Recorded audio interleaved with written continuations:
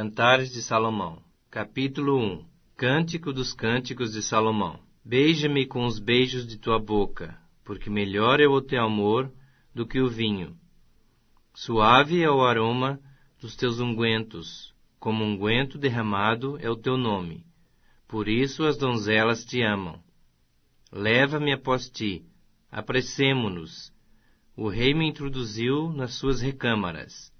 Em ti nos regozijaremos e nos alegraremos. Do teu amor nos lembraremos, mais do que do vinho. Não é sem razão que te amam. Eu estou morena, porém formosa, ó filhas de Jerusalém, como as tendas de Quedar, como as cortinas de Salomão. Não olheis para eu estar morena, porque o sol me queimou. Os filhos de minha mãe se indignaram contra mim, e me puseram por guarda de vinhas. A vinha, porém, que me pertence, não a guardei. Dize-me, ó amado de minha alma, onde apacentas o teu rebanho?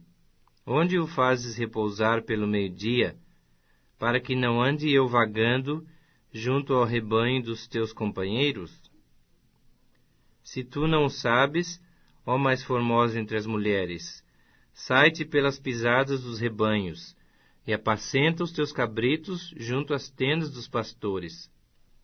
Às éguas dos carros de Faraó te comparo, ó querida minha. Formosas são as tuas faces entre os teus enfeites, o teu pescoço com os colares.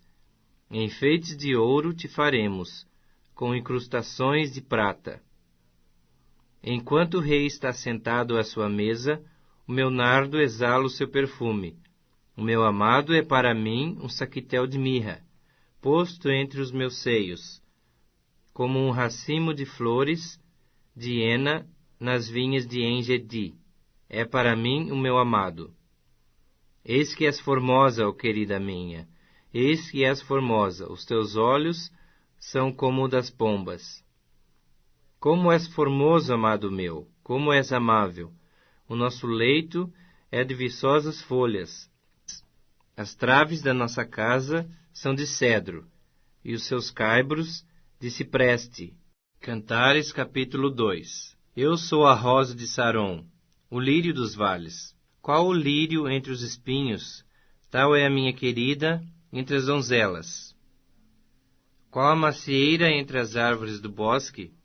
Tal é o meu amado entre os jovens. Desejo muito a sua sombra, e debaixo dela me assento. E o seu fruto é doce ao meu paladar. Leva-me à sala do banquete, e o seu estandarte sobre mim é o amor. Sustentai-me com passas, confortai-me com maçãs, pois desfaleço de amor. A sua mão esquerda esteja debaixo da minha cabeça, e a direita me abrace. Conjuro-vos, ó filhas de Jerusalém, pelas gazelas e servas do campo, que não acordeis nem desperteis o amor, até que este o queira. Ouço a voz do meu amado, ei-lo aí, galgando os montes, pulando sobre os outeiros. O meu amado é semelhante ao gamo, ou ao filho da gazela. Eis que está detrás da nossa parede, olhando pelas janelas, espreitando pelas grades. O meu amado fala e me diz: levanta-te, querida minha, formosa minha, e vem, porque eis que passou o inverno, cessou a chuva e se foi. Aparecem as flores na terra, chegou o tempo de cantarem as aves, e a voz da rola ouve-se em nossa terra. A figueira começou a dar seus figos, e as vides em flor exalam o seu aroma. Levanta-te, querida minha, formosa minha, e vem, pomba minha, que andas pelas fendas dos penhascos, no esconderijo das rochas escarpadas. Mostra-me o teu rosto, faze-me ouvir a tua voz, porque a tua voz é doce, o teu rosto amável. Apanhai-me as raposinhas que devastam os vinhedos, porque as nossas vinhas estão em flor. O meu amado é meu, e eu sou dele. Ele apacenta o seu rebanho entre os lírios. Antes que refresque o dia e fujam as sombras, volta, amado meu. Faze-te semelhante ao gamo, ou ao filho das gazelas sobre os montes escabrosos. Cantares capítulo 3. De noite, no meu leito, busquei o amado de minha alma. Busquei-o e não o achei. Levantar-me-ei, pois, e rodearei a cidade, pelas ruas e pelas praças. Buscarei o amado da minha alma. Busquei-o e não o achei. Encontraram-me os guardas, que rondavam pela cidade. Então lhes perguntei: Vistes o amado da minha alma? Mal os deixei, encontrei logo o amado da minha alma. Agarrei-me a ele e não o deixei ir embora, até que o fiz entrar em casa de minha mãe, e na recâmara daquela que me concebeu. Conjuro-vos, ó filhas de Jerusalém, pelas gazelas e servas do campo, que não acordeis, nem desperteis o amor, até que este o queira.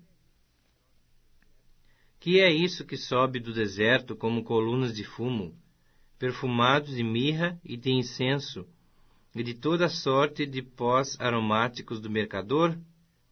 É a liteira de Salomão. 60 valentes estão ao redor dela, dos valentes de Israel. Todos sabem manejar a espada e são destros na guerra. Cada um leva a espada à cinta, por causa dos temores noturnos. O rei Salomão fez para si um palanquim de madeira do Líbano. Fez-lhe as colunas de prata, a espalda de ouro, o assento de púrpura, e tudo interiormente ornado com amor pelas filhas de Jerusalém. Saí, ó filhas de Sião, e contemplai ao rei Salomão com a coroa, com que sua mãe o coroou, no dia do seu desposório, no dia do júbilo do seu coração. Epístola do Apóstolo São Paulo aos Gálatas, capítulo 2. Depois, passados 14 anos, subi outra vez a Jerusalém com Barnabé, levando também comigo Tito. E subi por uma revelação. E lhes expus o Evangelho que prego entre os gentios, e particularmente aos que estavam em estima, para que de maneira alguma não corresse ou não tivesse corrido em vão. Mas nem ainda Tito, que estava comigo, sendo grego, foi constrangido a circuncidar-se. E isto por causa dos falsos irmãos que se tinham entremetido, e secretamente entraram a espiar a nossa liberdade, que temos em Cristo Jesus, para nos porem em servidão. Aos quais nem ainda por uma hora cedemos com sujeição, para que a verdade do Evangelho permanecesse entre vós. E quanto àqueles que pareciam ser alguma coisa, quais tenham sido noutro tempo, não se me dá. Deus não aceita a aparência do homem. Esses, digo, que pareciam ser alguma coisa, nada me comunicaram. Antes, pelo contrário, quando viram que o evangelho da incircuncisão me estava confiado, como a Pedro o da circuncisão, porque aquele que operou eficazmente em Pedro para o apostolado da circuncisão, esse operou também em mim, com eficácia para com os gentios. E conhecendo Tiago, Cefas e João, que eram considerados como as colunas, a graça que se me havia dado, deram-nos as destras, em comunhão comigo e com Barnabé, para que nós fôssemos aos gentios e eles à circuncisão, recomendando-nos somente que nos lembrássemos dos pobres, o que também procurei fazer com diligência. E chegando Pedro a Antioquia, lhe resisti na cara, porque era repreensível. Porque antes que alguns tivessem chegado da parte de Tiago, comia com os gentios.